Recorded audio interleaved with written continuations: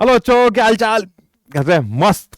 तो भाई एनएससी की डेट आ चुकी है, आप सभी को पता भी लग चुका है, लेकिन कई बच्चों के मन में कंफ्यूजन है कि भैया किस तरीके से फॉर्म को भरना है और कौन कौन से सब्जेक्ट का फॉर्म भरना है। क्या मैं जूनियर साइंस में हूं तो मैं सीनियर साइंस सीनियर ओलंपियाड्स को भरें या ना भरें, और सीनियर में है तो हम कौन कौन से फॉर्म भरें। देखो, सबसे ज्यादा प्रोबेबिलिटी किस एग्जामिनेशन में सेलेक्ट होने की है, ये भी मन में बहुत बड़ा होता है कि सर कैसे, कहां पर मैं 1% सिलेक्शन में आ सकता हूं और किस एग्जाम को भर के हमारा नैया पार लग सकता है। कहां कहां पर इंपॉर्टेंस आपके सिलेक्शन ऑफ सेंटर की बहुत ज्यादा होती है। तो आइए इन सभी चीजों पे हम चर्चा करेंगे आज के सेशन के अंदर कि सेंटर क्या रखना है, किस तरीके से आपको एग्जामिनेशन भरने। तो लेकिन जल्दी से आ जाओ फटाफट, पहले एक बार जल्दी से चलते हैं आईपीटी के ऊपर। तो अगर हम यहां पे बात करें तो क्या क्या चीजें हैं। इनरोलमेंट आ चुका है, जहां पर इनरोलमेंट आप जा सकते हैं, आप यहां पे क्लिक करेंगे जैसा कि है, आप फ्रेश इनरोलमेंट में जाएंगे और इस फ्रेश इनरोलमेंट को आप फिल करना शुरू कर लेंगे अपने हिसाब से। और यहां पर आप पहले तो सेलेक्ट कर लो कि भैया किस में जाना है, जूनियर सीनियर। अगर आप सीनियर में जाते हैं तो अपना नाम आप यहाँ पे जरूर कर दें, जैसे कि हम यहाँ पे शिवेंदु कर देते हैं। खैर पूरा नाम आ जाएगा, शिवेन फू हो गया है यार, दू हो गया है ना, राइट। इसको कंप्लीटली आपको फिल करना है। देन आपका यहाँ पर ओटीपी आएगा। आप जो भी यहाँ पर मोबाइल नंबर देंगे उसके करस्पॉन्डिंग आपका ओटीपी आपके पास आएगा, वहां से आपका कंफर्मेशन होगा रजिस्ट्रेशन के अबाउट। जैसे आप इसको जनरेट करते हैं, नेक्स्ट स्टेप पर आपके पास आएगा आपका सेंटर सिलेक्शन।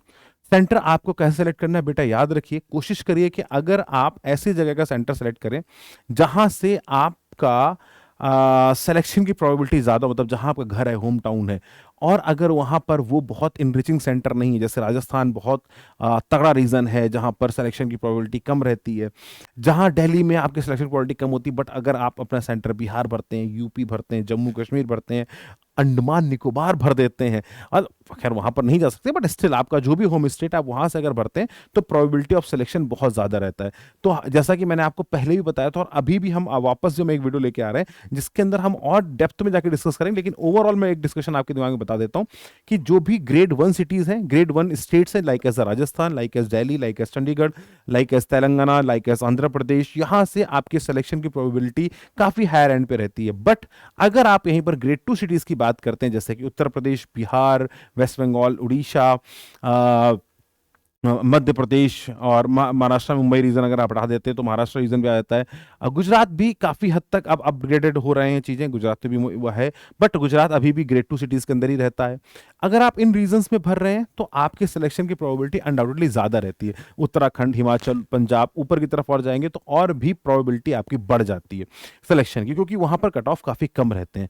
अगर आप बहुत सारे ऐसे स्टेट है जहां पर पार्टिसिपेंट बहुत कम है, जैसे ईस्टर्न रीजन की बात करें, जहां मिजोरम, असम की बात करें, वहां पर पार्टिसिपेंट काफी कम होता है, या जम्मू एंड कश्मीर की बात करें, या अंडमान निकोबार की बात करें, दादर नगर हवेली की बात करें, तो वहां पर पढ़ काफी कम है, तो वहां से सिलेक्शन क्वालिटी काफी ज्यादा रहती है।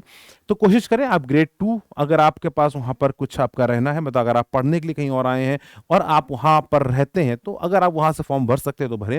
लेकिन एक स्ट्रिक्ट हिदायत है फॉर 12th क्लास स्टूडेंट, आप इस एग्जामिनेशन को लेके अपना आना और जाना का समय बर्बाद ना करें, क्योंकि आपके पास इतना समय नहीं होगा नवंबर के समय पे कि आप जाके बिहार में अपना फॉर्म भरें और वहां पर पेपर दें फिर वापस आए, क्योंकि उस दौरान आपका समय बहुत महत्वपूर्ण होगा।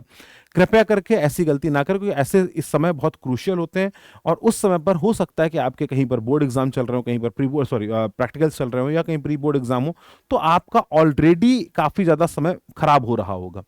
लेकिन अगर आपने अपना फॉर्म वहां से भरा हुआ है, कक्षा 12वीं का फॉर्म आपका आपने बिहार स्टेट से भरा हुआ है, या आपने उड़ीसा से भरा हुआ है, या आपने वेस्ट बंगाल से भरा है, या यूपी से भरा है, या एमपी से भरा है, कहीं से भरा हुआ है, और आपको वहीं जाके एग्जामिनेशन देने हैं, तो पॉसिबिलिटी है कि उस दौरान आपके प्रैक्टिकल्स वगैरह चल रहे होंगे जब 25 नवंबर का डेट होगा, और वहां पर आप ऑलरेडी अपने होम टाउन में होंगे, तो वहां पर आपको बहुत ज्यादा चैलेंज नहीं होगा, तो आप फॉर्म भर के अपना काम कर सकते हैं।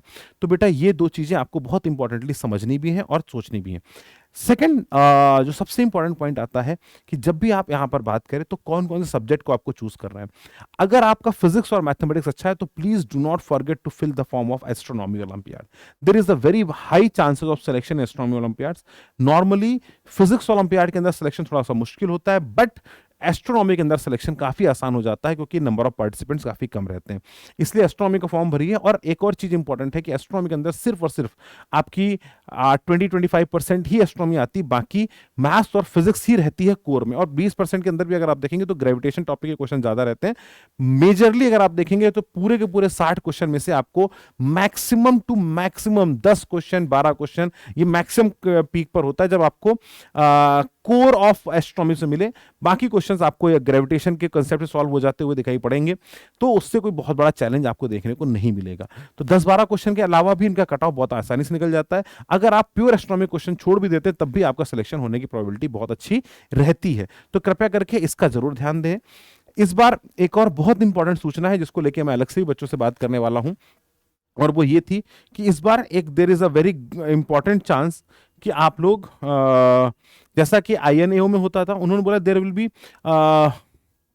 INOs का क्राइटेरिया क्या रहेगा, यहां पर आप INO के OCC कैंप में जाना चाहते हैं तो देयर इज 2 रूल्स। जैसे NSEA में होता था कि स्टूडेंट के 2 पूल बना दिए जाते थे। पहला ग्रुप ए, ग्रुप ए का मतलब है वो बच्चे जो क्लास 12th में एग्जाम दे रहे हैं, जो क्लास 12th में 30 नवंबर 2024 को क्लास 12th में, उनको हम पूल ए में काउंट करते हैं।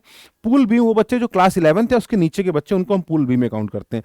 आपका एग्जामिनेशन अगर फिजिक्स केमिस्ट्री एस्ट्रोनॉमी की बात, फिजिक्स केमिस्ट्री बायोलॉजी की बात आप करते थे तो आपका कंपटीशन 11th 12th का एक साथ हो रहा होता है। कई बच्चों का 11th में सिलेबस कम होता है, कम कंप्लीट होता है, उतनी बेहतर तैयारी नहीं होती है, तो सामान्यतः सिलेक्शन 12th वालों का काफी ज्यादा होता था और 11th वालों का या 10th वालों का सिलेक्शन की संख्या काफी कम रहती थी। अब NSE ने इस चीज को चेंज किया, जो कि काफी वेलकमिंग थॉट है। अगर ये थॉट अगर मैं बात करूं तो अगर आप यहां पर देखें तो अगर यहां पर इस बार, क्योंकि एक मे भी लगा हुआ है जिसके चांसेस काफी ज्यादा क्लियर हो जाएगा, तो यहां पर अब फिजिक्स केमिस्ट्री में भी ऐसे 2 ग्रुप बनेंगे और हर एक ग्रुप से 250 स्टूडेंट को सिलेक्ट किया जाएगा। मतलब 250 स्टूडेंट NSE में वो वाले बच्चे होंगे जो 11th या 10th के होंगे, और 250 बच्चे वो होंगे जो 12th से सेलेक्ट हो रहे होंगे। तो 12th वालों को तो बहुत ज्यादा प्रभाव नहीं है, क्योंकि लगभग 250 बच्चों का सिलेक्शन होता था, बट वहां पर 350 बच्चों ही सिलेक्ट किए जा रहे थे, वहां पर 50 बच्चे रह जाते थे 10th 11th के। जबकि 10th 11th के बच्चे जो सीरियसली मेहनत कर रहे हैं उनका एक्सपोजर 12th से कम होता था, तो वो कई बार उनको बीट नहीं कर पाते थे।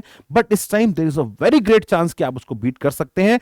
तो 10th और 11th के हो तो चांस तुम्हारा बहुत स्ट्रांग हो चुका है अपने आप को आगे लाने का, ठीक है ना। तो NSE का जल्दी से रजिस्ट्रेशन करिए, अपने सेंटर्स को बेहतर तरीके से चूज कर लीजिए। फिर भी कोई समस्या रह गई है, कुछ बातें आपके मन में है पूछनी हम लोगों से, तो नीचे कमेंट बॉक्स में बता दो कि सर हमको ये चीजें चाहिए।